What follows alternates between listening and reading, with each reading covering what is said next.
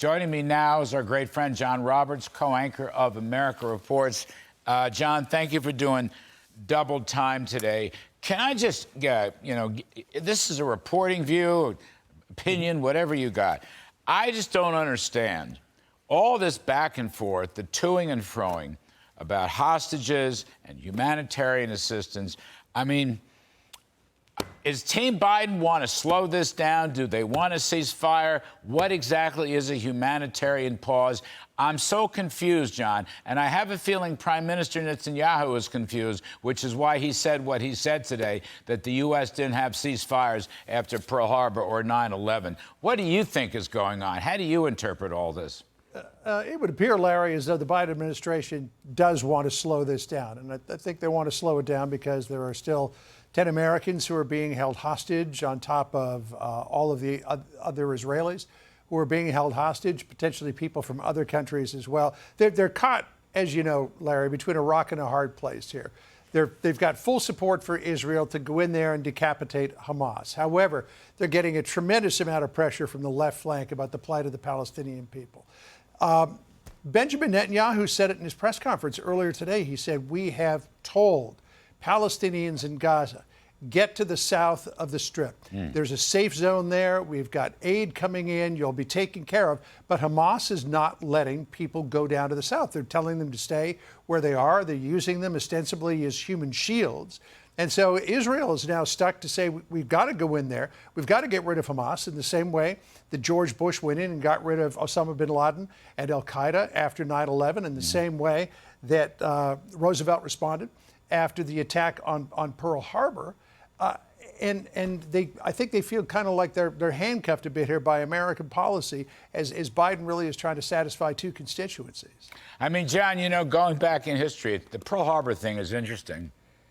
So shortly after Pearl Harbor, we had that famous flight, the Doolittle flight, I believe, if I get this right. Yep. And we bombed Tokyo, okay? We bombed installations in Tokyo. And unfortunately, while bombing military production installations, civilians were killed. But in a war like this, civilians are killed.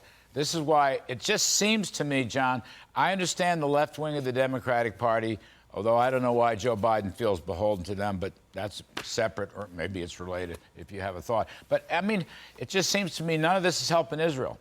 Whether it's a ceasefire or humanitarian pauses or, after all, it's Israel that's dropping leaflets. It's Israel that's telling people to go south. I don't see Hamas dropping leaflets, do you? I mean, Israel's doing everything it can, but at a certain point, they have to defend their existential right to exist. Yeah, don't forget, large Muslim contingency of voters in the state of Michigan. Biden won by 150,000 votes in 2020. There's some 250,000 Muslim voters who are saying that they may not vote for Biden again in 2024. That's obviously a consideration for him, though you hate to think that these things boil down to politics. But again, it's this idea, I think, Larry, that he's got these two competing points of pressure. One from Israel saying, you've got to back us up on Hamas. And then the other one, people saying that the poor Palestinian people who are being trapped in Gaza have nowhere to go. Egypt doesn't want to take them. The administration kind of feels beholden to both of those constituencies. And Biden wants to make sure that as few civilians as possible get caught up in this. Now, it's true that back in World War II, I mean, we saw it in Pearl Harbor, we saw it in bombing of Nuremberg, Stalingrad, all of those places. Civilians get caught up in the crossfire. But the nature of war is different these days, Larry, and the world does not tolerate civilian casualties in the way that it did in the Great Wars. And if it can be avoided, it's to be avoided, which again is why Netanyahu put the blame on Hamas to say, we've told civilians to get out of the northern part of Gaza. It's Hamas that's not letting them do it. Well, indeed. I mean, I think that's an important factoid. John, the other stuff, I do not understand. All right, you've covered this from inside Israel, now you're back home. The Bidens still have not directly implicated Iran in the Hamas, I'll call it the Hamas invasion or the Hamas massacre.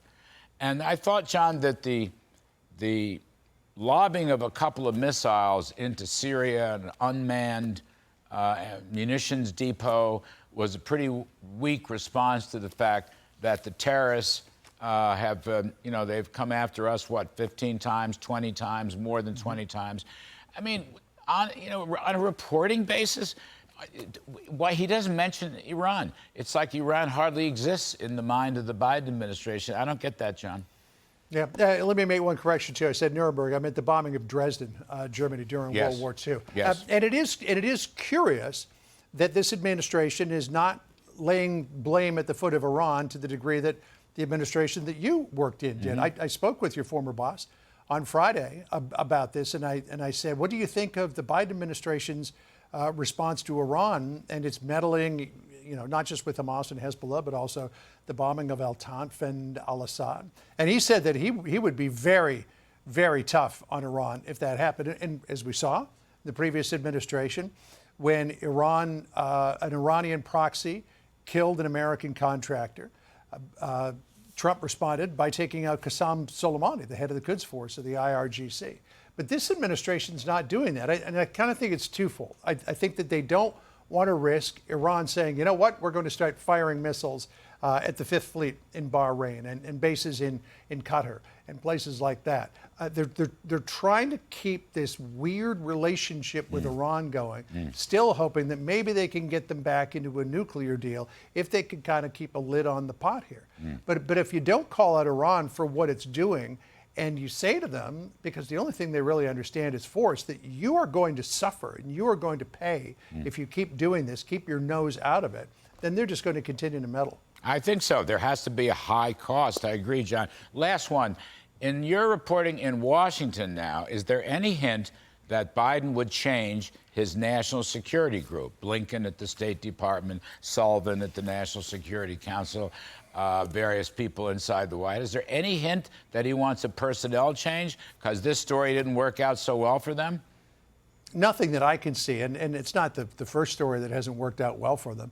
I mean, it's every story that they crack the book on doesn't work out well for them. I will say, having been in the region while Blinken was there, and we were hoping that we were going to have an exclusive interview with Blinken as he was departing Israel for Amman, Jordan, but that all got changed around with the announcement that Biden was going to arrive. I think Blinken did a pretty good job over there.